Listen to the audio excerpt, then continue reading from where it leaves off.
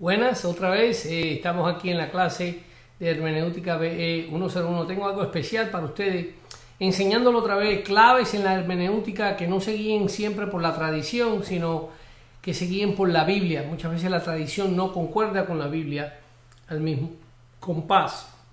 Vamos a empezar la clase orando. Padre nuestro que estás en los cielos, te damos gracias. Te pedimos que nos acompañen en este tiempo para ver cosas que nos vas a enseñar a través de tu palabra con la ayuda del Espíritu, usando hermenéutica correcta para interpretar y ver el nacimiento de Jesucristo, temas claves que tienen que ver con las Navidades que celebramos todos los años. En el nombre de Cristo Jesús te pedimos claridad siempre y perdón de nuestros pecados. Amén y amén.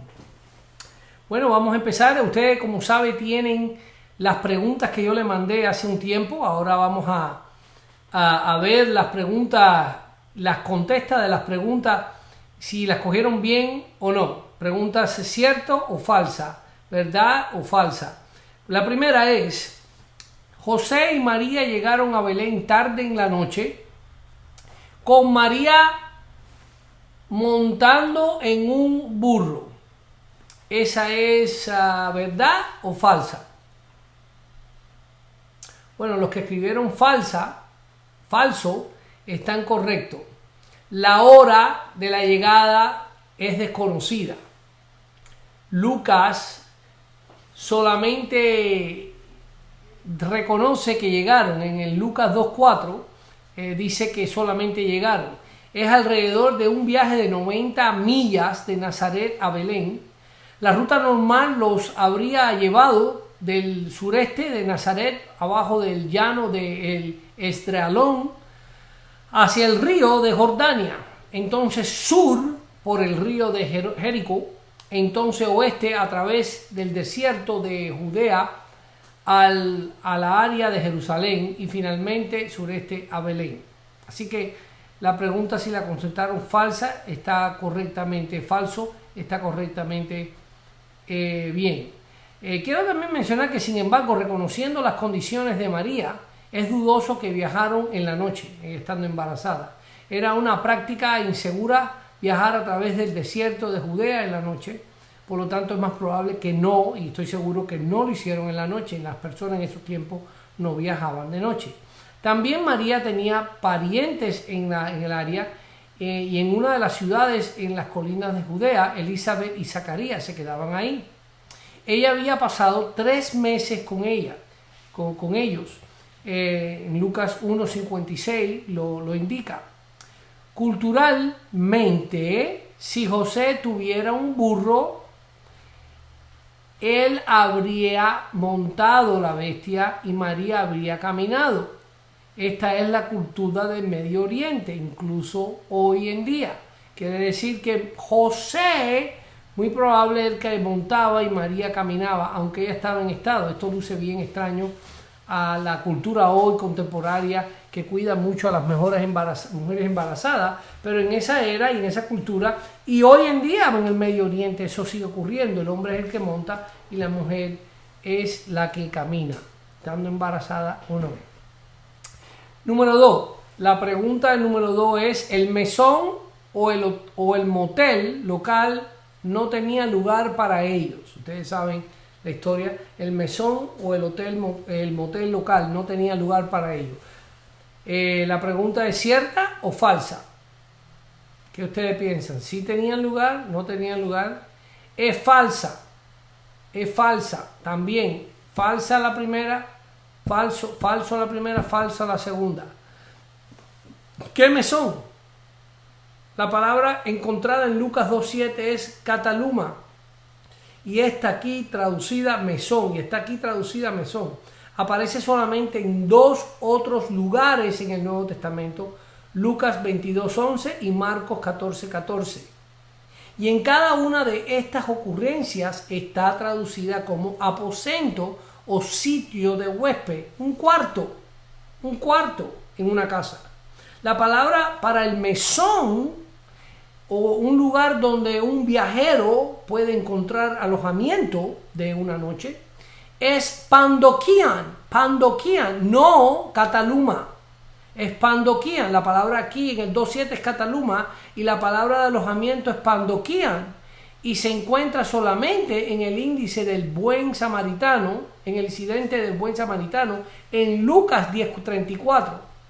Además, es poco realista esperar que en Belén, una pequeña aldea polvorienta en un camino lateral, tenga un pandequían, un hotel. Belén está situada aproximadamente 10 millas de sur de Jerusalén en un pequeño camino lateral. No es la clave de ciudad en donde los viajeros de negocio o los soldados romanos estarían parando para pasar la noche, excepto por coacción. Así que no hay mesón, ni hay un mesonero, y el pobre que siempre le echa la culpa a todas las navidades, no existe, porque nada de eso está ahí, eso está importado por la tradición, y no había lugar en el mesón, porque no era un mesón, la palabra aquí es cataluma, que es un aposento de una casa, es un cuarto, no había lugar. Es también inconcebible que José y María no habría permanecido, por lo tanto, con su familia extendida, ya que ellos habían venido a Nazaret y a Belén por el censo que tenían que volver a su familia. Y José vivía, y la familia de José vivía en Belén porque era descendiente de David y vivían ahí. En Lucas 2.4 lo dice. Habría sido un insulto no permanecer con la familia hasta que otras medidas se podrían tomar para una estancia más larga. Pero ellos estaban en el censo que tenían que volver, no había mesón, no había hotel, no había cueva en ningún hotel que la pusieron. ¿Okay? Lo más probable es que ellos se quedaron en la parte de abajo, donde es muy común que las casas de abajo tenían una parte de abajo como era de estilo garaje, y la parte de abajo tenían los animales porque ellos radiaban un poco de calor que entraba para la casa, y ahí era lo más probable que ellos se quedaron esa noche con los familiares en la parte donde estaban los animales, y ahí es donde nace seguro Jesús con la ayuda, déjame no apurarme, pero era que no había lugar en esa cultura, se le daba presidencia o se le daba primer lugar a los ancianos, y como estaban siendo llamados en el censo a volver para atrás a su familia, los ancianos estaban ahí, ocupaban todos los lugares, y ellos que eran más jóvenes se le dio lugar en la parte de abajo de la casa de un animal. No había hotel, no era un pandequían, era la palabra cataluma, que era un aposento de una casa, cataluma. 3. Si no había mesón, entonces no había mesero. Por lo tanto, la tercera también es falsa, que pregunta si ninguna alternativa el mesonero puso a José y a María en el establo o cueva con los animales. Falso. Si no había mesón, entonces no había mesonero. Ningún establo en el mesón, porque no había ningún mesón. La palabra es cataluma, aposento de una casa, un cuarto. No había lugar en la casa y no había un cuarto para ellos. El niño habría nacido en el cuarto de la familia de uno de los parientes de José, o la parte de abajo donde estaban los animales. Y pues dice Lucas 2.7, porque no había sitio en el mesón, o mejor decir, cuarto, debe de ser traducido, o cuarto de huésped, cataluma en el 2.7. El cuarto de huésped fue ocupado probablemente por miembros mayores de la familia, los ancianos, tío Sol o tía Ana, que seguro eran mayores. Así que la número 3 también es falsa.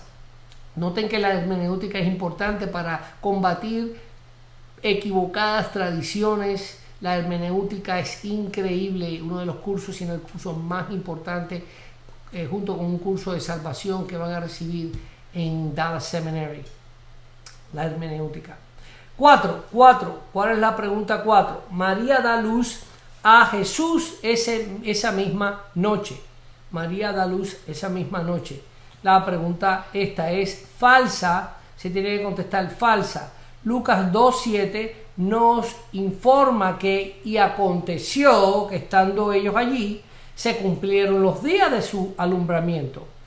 por favor, de notar que dice, allí se cumplieron los días de su alumbramiento. Pudo haber sido el día siguiente, la semana siguiente o aún algunas semanas después.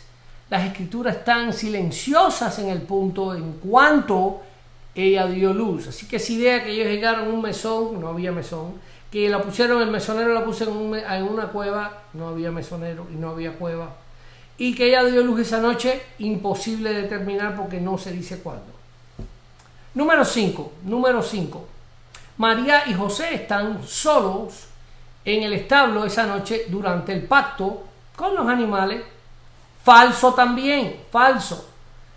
Esto no es razonable. Si María está permaneciendo en el hogar de uno de los parientes de José, o aún si ella y José tuvieron que tomar otras medidas temporalmente, incluso en un establo, todas las mujeres de la familia estarían allí para asistir y servir como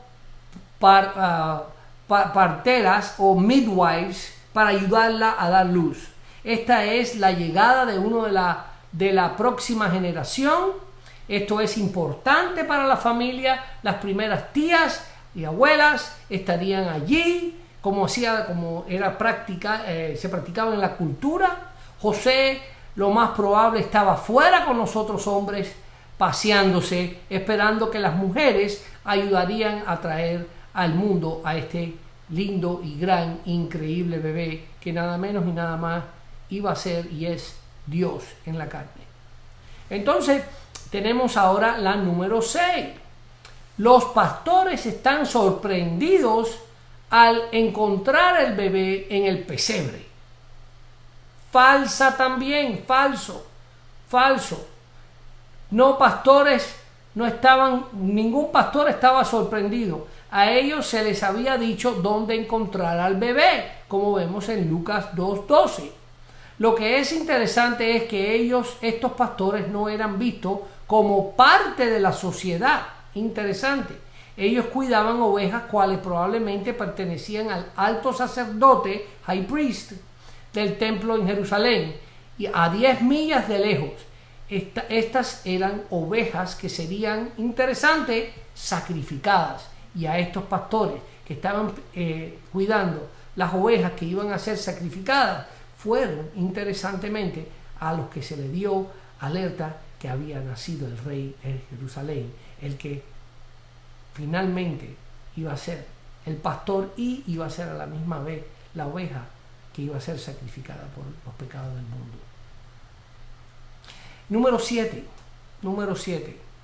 Había 3 reyes magos que fueron a Belén a ver a Jesús. ¿Qué ustedes piensan? También es falso. El número de reyes es desconocido y el número de regalos es desconocido. Mateo 2:1 al 11 indica solamente que 3 diferentes clases de regalos fueron presentados. 3 clases de regalo, no 3 regalos. Quiere decir que había oro, incienso y mirra. Pudieran haber mucho oro, 5 o 6 cosas de oro. Incienso, mucho incienso, cajas de incienso. Y pudo haber sido también mirra, cajas de mirra. Pero eso son clases, no cantidad de regalos. La tradición es la que ha inventado eso en la segunda era, donde presentan y han dicho 3 clases de regalos, y por lo tanto estas se refieren a las finanzas necesarias para, estas serían seguro, muy probable, noten esto, que esto es un detalle muy importante que la gente le pasa, estas serían seguro las finanzas necesarias para apoyar a la familia mientras estaban en exilio en Egipto, mientras que se muriera Herodes, que era el que vino después a matar a los niños, y cuando vivía estaba persiguiendo y no podían estar ahí por peligro de Jesús ser matado, y eso no iba a pasar porque Dios no iba a permitir eso. Pues entonces no había, el número de reyes es desconocido. Esa es la idea por los tres regalos, por los tres clases de regalos, se indica, creen que hubo 3 reyes, pero los números de reyes pudo haber 7, 9, 10, que a lo mejor varios reyes trajeron la misma clase de regalo y se repitieron. Eso, porque hubo 3 clases de regalos, en ninguna manera se puede decir que hubo 3 reyes. Melchor, Gaspar y Baltasar, como tenemos en la tradición que se celebra en enero 6 y los países latinos lo celebran, eso es una tradición de la segunda era que no tiene base en la Biblia y no en ningún lado aparece los nombres de eso. 8. La 8 es: los reyes llegaron la noche que Jesús nació. Los reyes llegaron la noche que Jesús nació. No hay mención del día de llegada exacto. Sin embargo, basado en Mateo 2:16, puede ser deducido que era alrededor de 2 años del nacimiento de Jesucristo. 2 años. Quiere decir que Jesús seguro que estaba parado al lado de los reyes, hablándole algo cuando ellos aparecieron a entregarle los regalos a Jesús. Si no, ¿por qué el rey Herodes hubiera pedido que fueran matados todos los niños a partir de 2 años abajo? De 1 a 2 años era la probabilidad de que Herodes mandó a matar los niños abajo, todos de 2 para abajo, para cumplir con todo. Y ese era el tiempo que cuando ellos vieron la estrella que nació, se demoraron, a lo mejor llegaron y ya Jesús ya había nacido hace tiempo. Así que es muy probable que Jesús tenía alrededor casi 2 años, o en ese periodo de 1 año y pico hasta 2 años. 9, falsa también, todas hasta ahora han sido falsos, ¿no? Así que si tienen todas falsas, también, si no, revisen la contesta suya a lo que estamos hablando. 9, los reyes le presentaron los regalos a Jesús en el establo. Los reyes les presentaron a Jesús en el establo. Los magos fueron a la casa, como ya sabemos, no había a la casa en donde José, María y Jesús vivían en Belén. Mateo 2:11 nos informa que entraron a casa y vieron al niño con María su madre. Los pesebres que ustedes ven en una cueva y con esa noche que nació el bebito está equivocada, no están correctas bíblicamente, porque lo dice en el 2:11 en Mateo. Así que perdón por fastidiarles sus navidades este año, no es mi intento, pero es mejor ser más bíblico que tradicional. Ahora, con mucho cuidado, tienen que decírselo a los demás para empezar a propagar la verdad, no practicar la mentira y la tradición. 10. Todo el mundo rechazó a Jesús desde el momento de su nacimiento. Falso también, falso. No rechazaron a Jesús hasta después de su bautismo, tentación y comenzar de su ministerio público a la edad de 30 años. Él no fue rechazado por los reyes magos, del 2:11 lo dice en Mateo, por Simeón en el templo, Lucas 2:25 al 35, por Ana, la profetisa en el templo. Nadie de esta gente los negó, Lucas 2:36 al 38, ni por los sacerdotes de su bar mitzvah, tampoco en la edad 12. Lucas 2:41 del 52 nos informa que el niño crecía y se fortalecía y se llenaba de sabiduría, y la gracia de Dios era sobre él. Ahora, las navidades pasan a la Navidad. ¿Cuándo nace Jesús? ¿Cuándo es que nace Jesús? Ahora, interesantemente, un análisis cuidadoso de las Escrituras indica en Beyond Today lo siguiente, que las Escrituras indican, un análisis cuidadoso de las Escrituras, sin embargo, indica claramente que el 25 de diciembre no podía ser la fecha del nacimiento de Jesús, y hay varias razones por esto. Primero, sabemos que los pastores estaban en los campos observando sus rebaños en el momento del nacimiento de Jesús. Lucas 2:7 al 8 lo dice.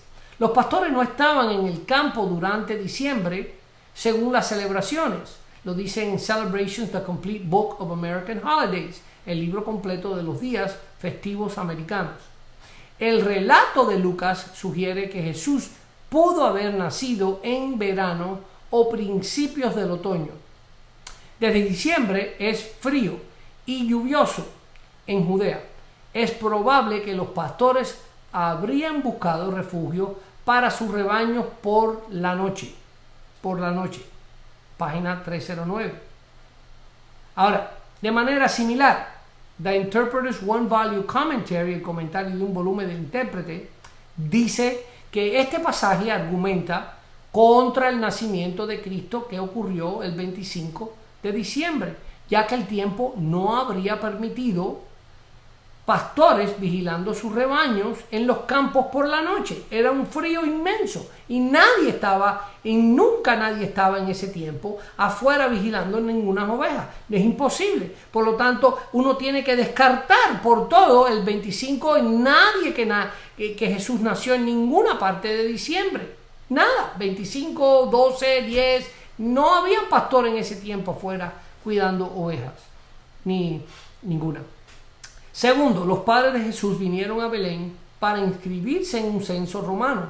Lucas 2, del 1 al 4. Tales censos no fueron tomados en invierno, cuando las temperaturas caían a menudo bajo cero y las carreteras estaban en malas condiciones, llenas de nieve resbalosa, y no podían nadie viajar en esos tiempos. Tomar un censo bajo tales condiciones había sido autodestructivo y en contra del punto del censo, que era que la gente viajara a su destino para poder tomar ese censo. Un tiempo donde era imposible hacerlo en diciembre.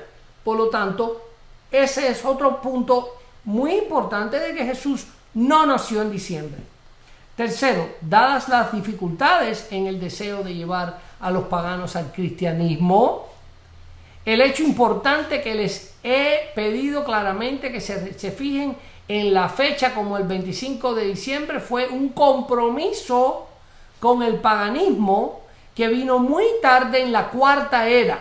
En la quinta era, que decir los 300 y pico, la cuarta era los 300 y pico, para traer el cristianismo, para traer el paganismo junto con el paganismo. Se celebraba Soles, el día del sol, el nacimiento del Saturn, que era el 25 de diciembre, a mediados del siglo IV. El 25 de diciembre se asoció con el cumpleaños de Cristo, y el Papa Julio nombró formalmente el 25 de diciembre como día de Navidad en el año 349 después de Cristo. La Navidad no se celebraba durante los primeros 2 siglos.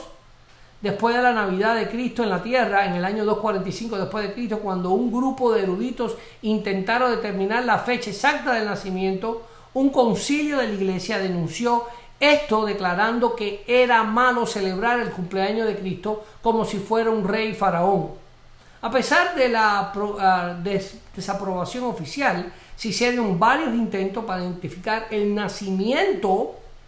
Lo que resultó fue una confusión de fechas. Entre las primeras fue el 1 y el 6 de enero, 25 de marzo, 20 de mayo. A mediados del siglo IV, 25 de diciembre, se asoció con el cumpleaños de Cristo.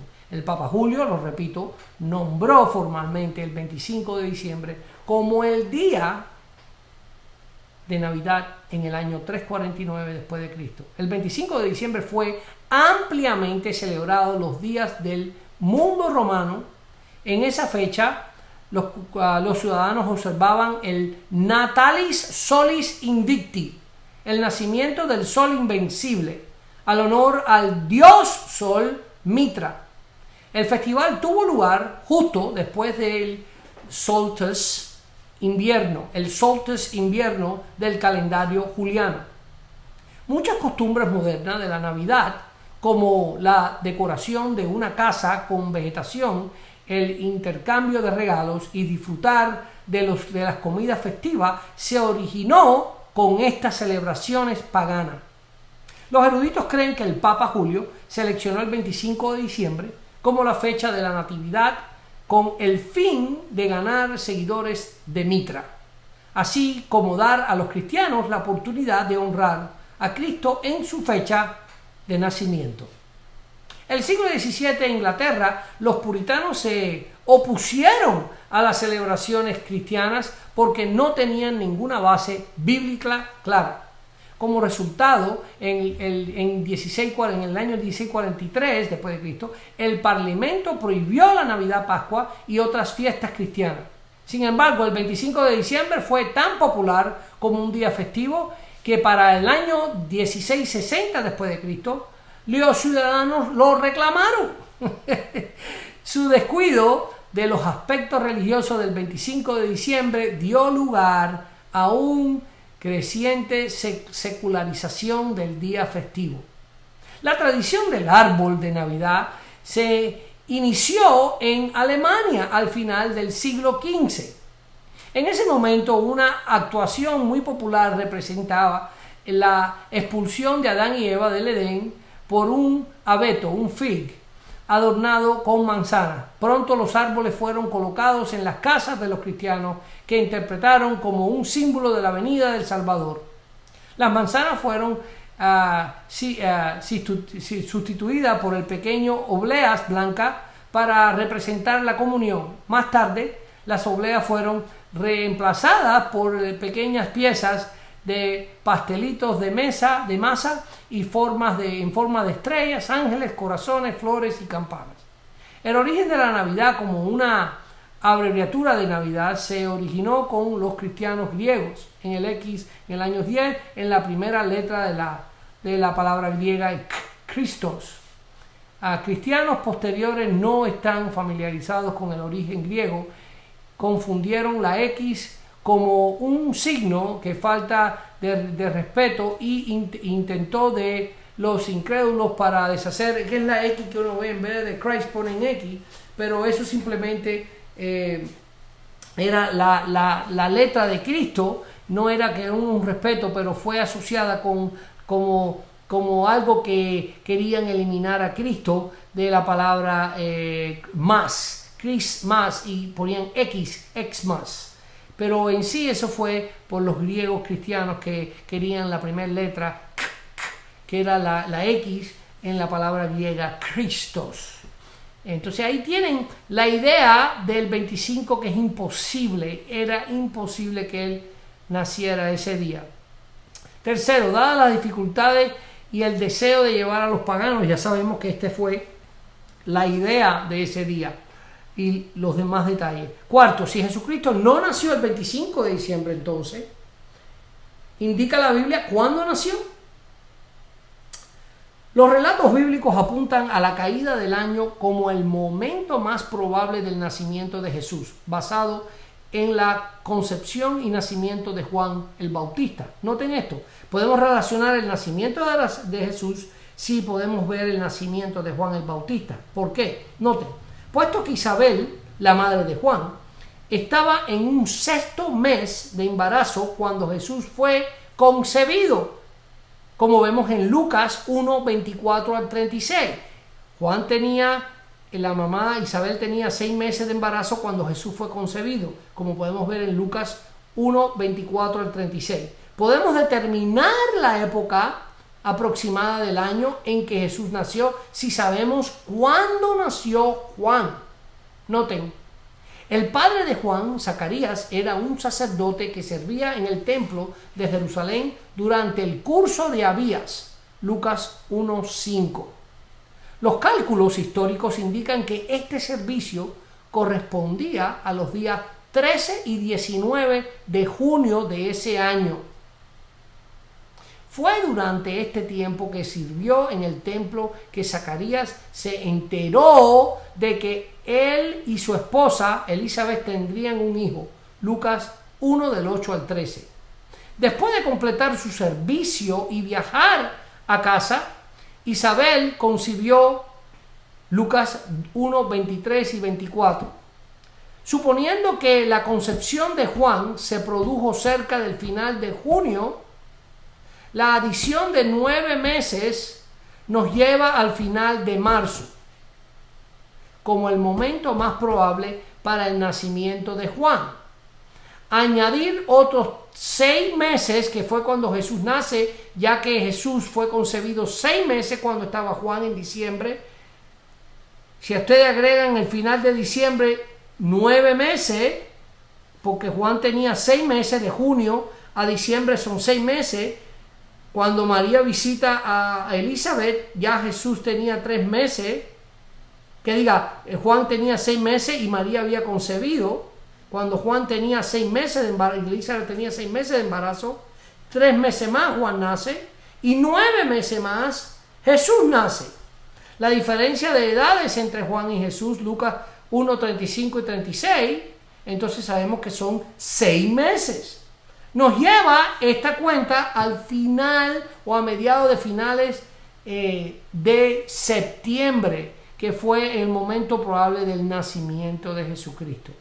Aunque es difícil determinar la primera vez que alguien celebra el 25 de diciembre, como hemos visto, no, en septiembre, que fue más probable la cuenta donde Jesús nació y donde los pastores hubieran podido estar todavía fuera, y de acuerdo a la cuenta que tenemos cuando cumplió Zacarías y cuando llegó a la casa de los 6 meses de junio hasta diciembre, y cuando María visitó, que ya tenía 6 meses de embarazo Elizabeth y 3 meses más, marzo nace Juan, y 9 meses, ya que tenía 6 meses cuando María concibió a Jesús, Juan, y 9 meses cae en septiembre. Sabemos entonces que fue septiembre y no el 25 de diciembre, donde es más probable que esto fue celebrado para atraer los paganos a la iglesia, y otras más prácticas que he nombrado aquí y he explicado de dónde salieron. Así que espero que a la hermenéutica vean la importancia que tiene en interpretar cosas como el nacimiento de Jesucristo. Y para saber, déjame apuntar algo. Si notan el Nuevo Testamento, en ningún lado es celebrado el nacimiento de Jesús. Ningún lado. No fue hasta la segunda era que eso fue practicado. Tampoco se habló de la Virgen María. Eso tampoco era algo que era nombrado. Noten que para la importancia que le dan muchos grupos a esta enseñanza, no es hablada en el Nuevo Testamento solamente cuando pasa. Y ya, no es mencionada en las cartas, no es ninguna práctica que se menciona que se hacía en el Hecho de los Apóstoles, ni en ninguna carta. Es un silencio increíble porque no se hacía. No tenemos ninguna evidencia grabada, ni ningún manuscrito grabado que se practicaba, no ser hasta la segunda era, más tardar, donde eso empezó a surgir el debate y empezó a hablarse. Pero no eran prácticas de celebrar el nacimiento de Jesús, ni la virginidad de la madre de Jesús. Ahora, por favor, no me malentiendan. Yo no estoy hablando de que no celebren el cumpleaños de Jesucristo. Uno lo hace por tradición, pero no es un mandato. No es un mandato, ni es algo que la Biblia lo menciona, y eso. Lo menciona cuando viene al mundo y ya. No es nadie que algo está practicándose, ni se está haciendo. Los discípulos seguro no hay nada que lo están practicando. Sí, lo que se practicaba era la resurrección. El domingo era el primer día de la semana, que fue el día que empezaron a reunirse. Tampoco es mandado a reunirse los domingos. No hay ningún imperativo en decir que tenemos que adorar los domingos. Lo hacemos por tradición. Porque si tú aguantas un servicio el lunes, vas a estar vacío en la iglesia. Todo el mundo está trabajando los lunes. Y si lo haces el sábado, vas a estar bastante vacío también, porque muchas personas hacen cosas los sábados. Aunque haya iglesias que lo hacen los sábados por la noche. No tiene nada de malo celebrar la adoración del semanal el sábado, ni el lunes, ni cualquier día. Porque no hay mandato a que hay que celebrarlo el domingo, simplemente seguimos la tradición de los apóstoles, como seguimos la tradición de celebrar el cumpleaños, el nacimiento de Jesús, y seguimos la tradición de reconocer que María es una gran mujer, pero también necesitaba un Salvador, como lo dijo Lucas ahí, mi Señor y mi Salvador. Una persona que clama un Salvador necesita el Salvador porque también admite tener pecado. Bueno, espero que esto lo haya bendecido y que puedan regar la verdad por la iglesia, enseñando buena y sólida hermenéutica que están aprendiendo aquí con nosotros en DTS. Que es un placer traerlos a la verdad y al conocimiento, que ustedes también tengan ese placer que yo tengo en traer a los demás a la verdad y a ese conocimiento. Que Dios me los bendiga y me los fortalezca a todos. Y cerramos en oración. Padre, gracias te damos por este momento que nos diste. Te pedimos que nos acompañe en el nombre de Cristo Jesús. Amén y amén.